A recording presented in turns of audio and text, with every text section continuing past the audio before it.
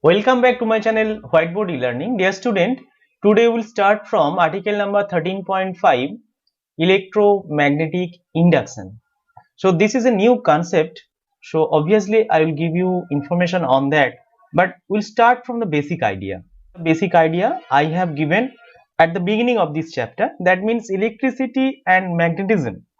These two things, these two concepts are not different. So these two concepts are interrelated with each other. That means we can produce magnetism from electricity. Already we have seen that current carrying conductor behaves as a magnet. It is proved. Now the second thing, that means can we produce electricity from magnet? Yes, that is also possible. It was first discovered by English physicist Michael Faraday in 1831. He has given one important breakthrough by discovering how a magnet, that is the moving magnet, can be used to generate electricity. That means if there is a relative motion in between the conductor and magnet, whatever may be conductor is moving, whatever may be magnet is moving. So if there is relative shifting in between them, obviously current will be induced.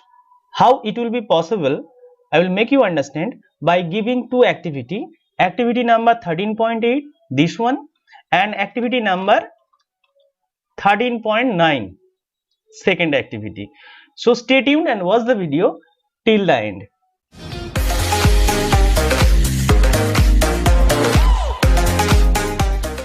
First of all, we will just focus on the figure. This is the figure number 13.16.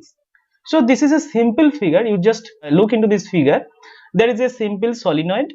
You know, this is nothing but a solenoid. That means the wire is wrapped over a cylinder, and with this wire there is a galvanometer. So what is galvanometer?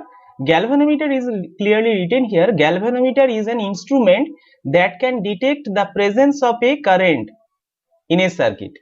So actually it can just detect the feeble current, a small, very small current it can detect.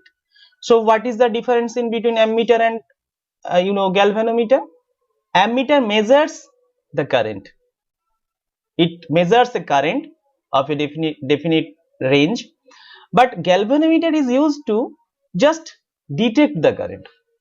A small amount of current, very feeble amount of feeble current, if it flows in the conductor, it can be detected by galvanometer. With a solenoid, one galvanometer is attached, and with that there is a normal magnet. It is moving, and there is a arrow you can see. So this is moving. And if you just focus on the second figure, this one, here you can see the coil number 2 is exactly similar with the coil number here. This coil, you can see here coil and galvanometer. Here also you can see one coil and galvanometer. So what is the difference in between the first figure and the second figure? So there is a difference. You can see in the first figure, instead of the coil 1 there was a magnet, and in the second figure here is again a coil with a cell and a key. So actually it will be easy to understand that the role of this magnet, actually what role the magnet is playing here, the same role is playing by this coil in the figure number 13.17. Here we can see this is nothing but a coil, and coil is attached with a cell and key. That means current carrying conductor. So this coil is a current carrying conductor, and we know current carrying conductor behaves as a magnet. So where is the difference in these two figures? Actually no difference are there. Here one actual magnet is moving. Here you can see this magnet is not moving. It is obviously a virtual magnet, but it is not moving. But we can understand there is a relative motion in between these two, this coil and this coil. I will make you understand, because when we will switch it on, then current start flowing, and it will reach the maximum current, then magnetic field will be produced, and when we switch it off, magnetic field will be decreased. So there is a relative change relative change in magnetic field which will be attached with the second coil, and that's why this coil number 1 is just resembles with a moving magnet.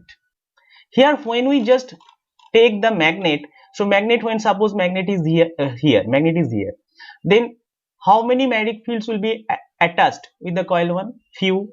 When it will be going towards this coil, then maximum number of magnetic field lines will be linked with this coil. So number of linking of the magnetic field lines will be greater. So there is a change. So physically here what is doing, we are just moving the magnet, and the same time the linking of the magnetic fields are increasing. When the magnet is going away, then linking of the magnetic fields with this coil will be decreased. So there is a change.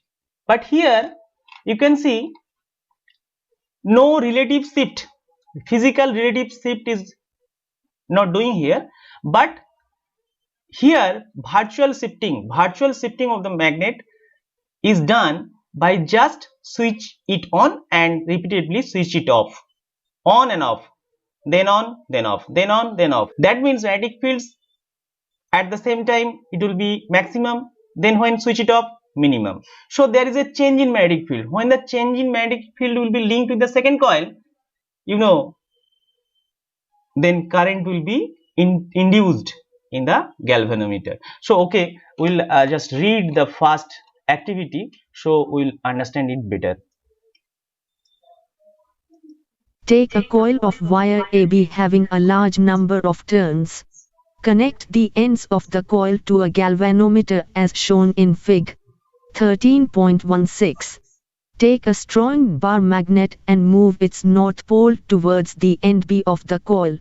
Do you find any change in the galvanometer needle? Yes, of course. We'll we'll observe there is a change in the magnetic needle.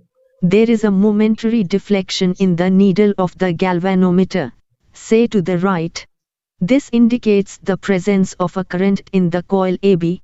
The deflection becomes zero the moment the motion of the magnet stops. Now withdraw the north pole of the magnet away from the coil. Now the galvanometer is deflected toward the left, showing that the current is now set up in the direction opposite to the first. Place the magnet stationary at a point near to the coil, keeping its north pole towards the end B of the coil. We see that the galvanometer needle deflects toward the right when the coil is moved towards the north pole of the magnet. Similarly, the needle moves toward left when the coil is moved away. Coil is kept stationary with respect to the magnet. The deflection of the galvanometer drops to zero. What do you conclude from this activity? Okay. So from this activity we have understood when this magnet is moving, that means it is going towards the coil. So coil, suppose it is just deflected in the right side. Why it is deflected? Because the magnetic lines which is linked with this circuit are changing. So changing magnetic field, that actually called is flux. It is actually called magnetic flux. The number of field lines in unit area. So it is changing.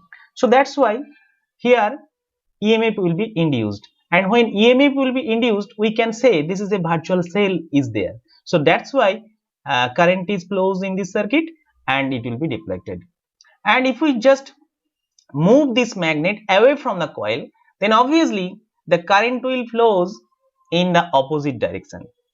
Actually Faraday has given two laws, Faraday's first law and Faraday's second law. So from that law we'll get the direction in which the current will be induced. So there is obviously there is a rule, but here we can just understand the direction of the moving of the magnet. If we change the induced current, directions of the induced current will also be changed. And if we just stop it, suppose the magnet is stationary, so magnet is not moving. So what is happening here? So change in the magnetic field are not happening. So if there is no change in magnetic field, linked with the circuit, then obviously current will not be induced. So this you have to keep in mind. So only when the current will be induced, when magnet will be in moving condition. Now go to the this tangent. You can also check that if you had moved south pole of the magnet towards the NB of the coil, the deflections in the galvanometer would just be opposite to the previous case. When the coil and the magnet are both stationary, there is no deflection in the galvanometer. It is, thus, clear from this activity that motion of a magnet with respect to the coil produces an induced potential difference, which sets up an induced electric current in the circuit. So here it is confirmed that if you just want to get the induced current in this circuit, then obviously there must be the relative motion in between the coil and the magnet. If the magnet and the coil are kept stationary, then current induced will be here 0. Now go to the activity number 13.9. I have told you, I have discussed about this. So here instead of a magnet, the NCERT book has been set one coil with a cell. That means it is a virtual magnet. And here instead of moving the virtual magnet, if we just switch it on and switch it off, it just plays the same role what is doing in the first figure, that is magnet. So here there is no such type of physical movement in between the coil 1 and coil 2, but when we just switch it on and switch it off, then the flux, number of magnetic field lines will be, when it switched on, will be maximum. When it will be switched off, this will be minimum. That must be 0. So there is a change in magnetic field lines linked with the coil 2.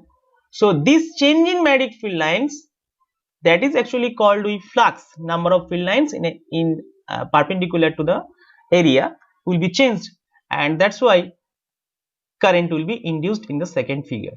So these two figures, actually the same figure, it looks different from the when we just see it externally. Internally the working of these two figures are same. So we'll just read this topic. Take two different coils of copper wire having large number of turns, say 50 and 100 turns respectively. Insert them over a non-conducting cylindrical roll, as shown in Fig. 13.17. You may use a thick paper roll for this purpose. Connect the coil 1, having larger number of turns, in series with a battery and a plug key. Also connect the other coil 2 with a galvanometer as shown. Plug in the key. Observe the galvanometer. Is there a deflection in its needle? You will observe that the needle of the galvanometer instantly jumps to one side and just as quickly returns to 0, indicating a momentary current in coil 2. Disconnect coil 1 from the battery. You will observe that the needle momentarily moves, but to the opposite side. It means that now the current flows in the opposite direction in coil 2. So it is very important, it is interesting also. So suppose you have switched it on, you will see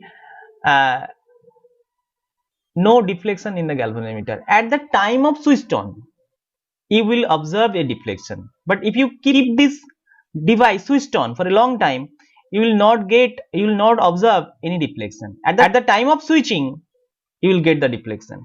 At the same time, suppose it is off, you will not get any deflection. When you just change the state, on to off or off to on, on to off to on, at that particular instant you will get the deflection.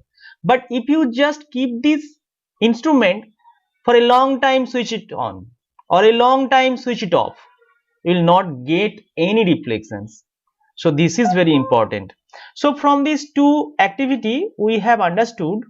So if there is a relative motion in between the conductor and the magnet, then you know, magnetic field lines, the number of magnetic field lines changing in a particular area. So these change in magnetic field produce induced current in the second coil.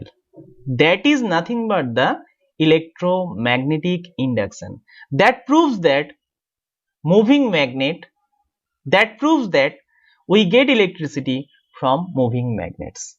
These two phenomena are externally, if you observe, are different, but internally they are the two sides of a same coin.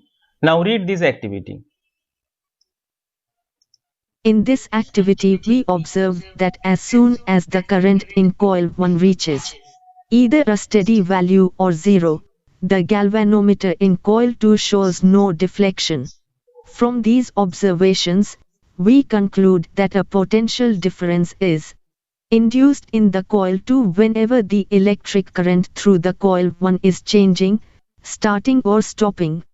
Coil 1 is called the primary coil and coil 2 is called the secondary coil.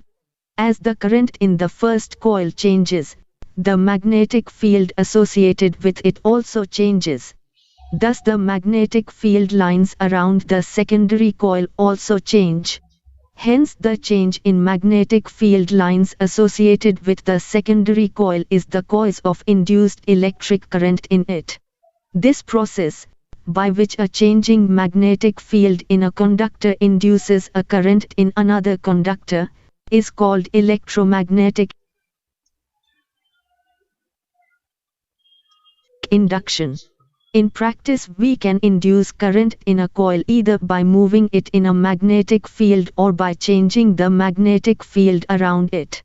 It is convenient in most situations to move the coil in a magnetic field. In practice, we can induce current in a coil either by moving it in a magnetic field or by changing the magnetic field around it. Whatever may be, the effect is same. So from these two figures, we have understood that it is convenient in most situations to move the coil in a magnetic field. We will understand the Fleming's right hand rule. Already we got the Fleming's left hand rule, and for Fleming's left hand rule, the other name of Fleming's left hand rule is known as the motor rule, by which we get the direction of moving conductor. But here we will get the direction of induced current. So dear student, you have the question in your mind, and in which direction the current will be induced. How will we get that direction? So we'll get the direction by just applying the Fleming's right hand rule. So you just keep your right hand, and the same with the Fleming's left hand rule, align your index finger, align your middle finger and your thumb perpendicular to each other according to the figure number 13.18. Two directions will be given. Which two directions will be given? The directions of magnetic field will be given. Directions of magnetic field will be given by the index finger, and the directions of the movement of the conductor is also be given. What you have to find out? You have to find out the current induced. So that can be indicated by the middle finger, that is the current induced current direction. So we'll just read it. The induced current is found to be the highest when the direction of motion of the coil is at right angles to the magnetic field. In this situation, we can use a simple rule to know the direction of the induced current. Stretch the thumb, forefinger and middle finger of right hand so that they are perpendicular to each other, as shown in Fig. 13.18. If the forefinger indicates the direction of the magnetic field and the thumb shows the direction of motion of conductor, then the middle finger will show the direction of induced current. This simple rule is called Fleming's right hand rule. The student, we have understood this up to the Fleming's right hand rule. Really, if you have any problem about this Fleming's right hand rule and electromagnetic induction, just leave a comment on the YouTube, and I will give you each and every answers of related issues. Thank you for watching my video. If you think video is helpful to you, don't forget to hit the like button and subscribe my channel for next upcoming videos. Thank you.